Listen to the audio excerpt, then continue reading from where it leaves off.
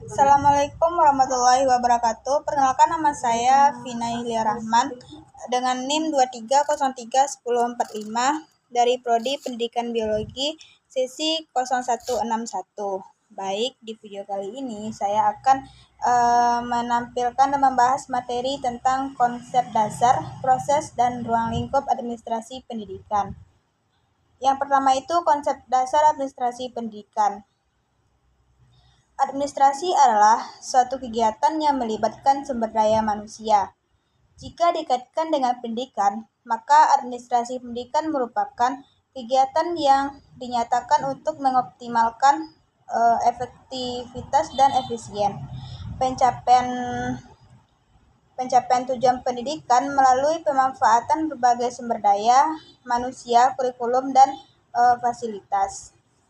Administrasi secara sederhana, administrasi berasal dari kata Latin yaitu ad dan ministro. Ad mempunyai arti yaitu kepada dan ministro berarti melayani. Secara bebas dapat diartikan bahwa administrasi itu merupakan pelayanan atau pengabdian terhadap subjek tertentu. Administrasi berasal dari bahasa Latin administrar, yang memiliki arti membantu atau melayani. Dalam bahasa Inggris, perkataan administrasi berasal dari kata administration, yang artinya melayani, mengendalikan, atau mengelola suatu organisasi dalam mencapai tujuannya secara intensif. Administrasi dalam arti sempit diartikan sebagai kegiatan pencatatan data, surat-surat, informasi secara tertulis, serta penyimpanan dokumen sehingga dapat dipergunakan kembali bila diperlukan. Dalam arti luas, administrasi menyangkut kegiatan manajemen atau pengelolaan terhadap keseluruhan komponen organisasi untuk mewujudkan tujuan atau program organisasi. Namun, para ahli mengatakan yaitu beberapa pendapatnya. Yang pertama itu ada Henry Fayol yang mengatakan bahwa administrasi adalah fungsi dalam organisasi niaga. Unsur-unsurnya adalah perencanaan, pengorganisasian, pemerintahan, pengkoorganisasian, dan pengawasan.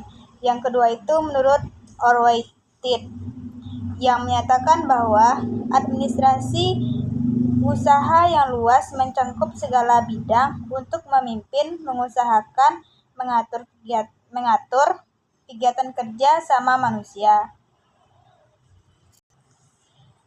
yang ditunjukkan pada tujuan-tujuan dan maksud-maksud tertentu. Yang ketiga itu menurut George Tri yang menyatakan bahwa administrasi ialah perencanaan, pengendalian, pengorganisasian, pekerjaan, perkantoran, serta pergerakan mereka yang melakukannya agar mencapai tujuan yang telah diterbitkan.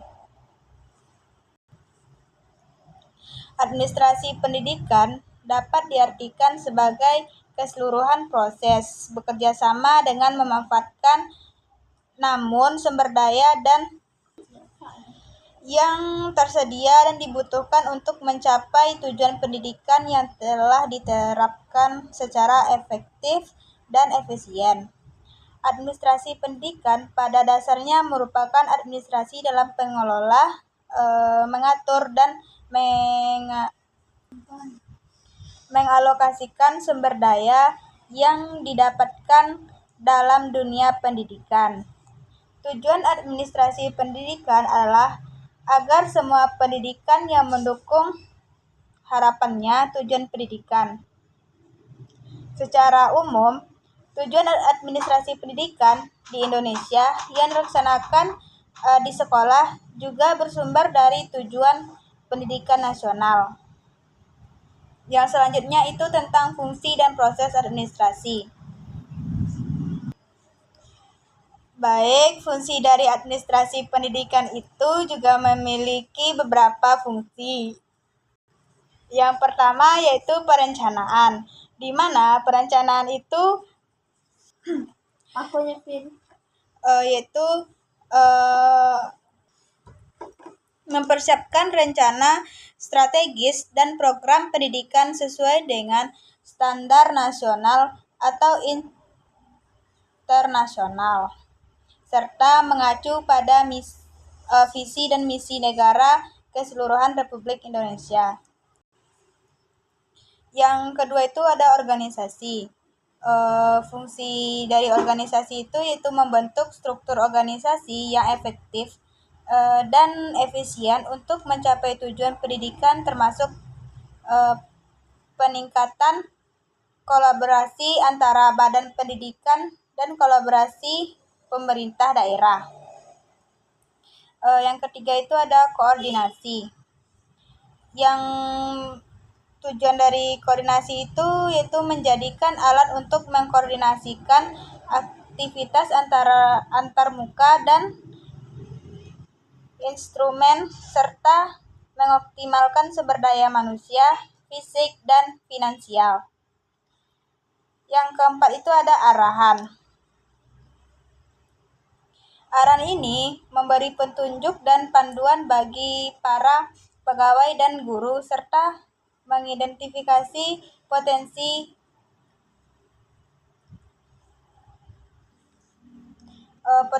profesional mereka. Yang kelima itu ada evaluasi, di mana evaluasi ini melakukan penilaian dan analisis terhadap kebutuhan, kinerja, dan hasil akademik, serta menganalisis efektivitas implementasi program pendidikan. Yang keenam itu ada pemberdayaan. Pemberdayaan ini mendukung dan membangun kapabilitas para pegawai dan guru, termasuk peningkatan kompetensi dan keterampilan. Yang ketujuh yaitu komunikasi, di mana komunikasi ini akan memfasilitasi komunikasi antar partisipan dalam sistem pendidikan. Permasalahan dari pihak pemerintah, badan pendidikan, sampai dengan orang tua. Yang kedelapan itu ada monitoring dan efisiensi, yaitu melakukan monitoring dan efisiensi dalam setiap. Yang kesembilan itu ada pemanfaatan sumber daya manusia, di mana pemanfaatan sumber daya manusia ini akan mengoptimalkan sumber daya manusia dan permasalahan dari tenaga ahli, guru, beserta stafnya. Yang ke-10 itu ada inovasi dan inklusivitas, yang akan mendorong dan inklusivitas dalam pendidikan bermasalah dari pendidikan kurikulum, teknologi informasi, dan komunikasi. Selanjutnya yaitu ruang lingkup administrasi pendidikan. Ruang lingkup administrasi pendidikan meliputi bidang sumber daya manusia, kurikulum, proses belajar mengajar, sarana dan prasarana, dan dana yang diperlakukan dalam upaya untuk mencapai tujuan pendidikan, baik bagi perorangan maupun kelembagaan. Dalam kegiatan administrasi pendidikan, sangat diperlukan pengintegrasian dari berbagai sumber daya dan modal yang dibutuhkan bagi pencapaian tujuan pendidikan, seperti sumber daya manusia yang sangat menentukan bagi mutu proses pendidikan. Di samping modal sosial yang merupakan ikatan kepercayaan dan sumber daya keuangan merupakan dana yang diperlukan untuk melaksanakan dan memperbaiki pendidikan Di samping itu, modal sosial yang merupakan ikatan kepercayaan dan kebiasaan yang menggambarkan sekolah sebagai komunitas dan model politik yang meliputi dasar otoritas tegas yang dimiliki untuk melakukan proses pelajaran atau pendidikan. Baik, sekian materi yang bisa saya sampaikan. Mohon maaf kalau ada kata-kata yang salah. Saya sudah dengan Assalamualaikum warahmatullahi wabarakatuh.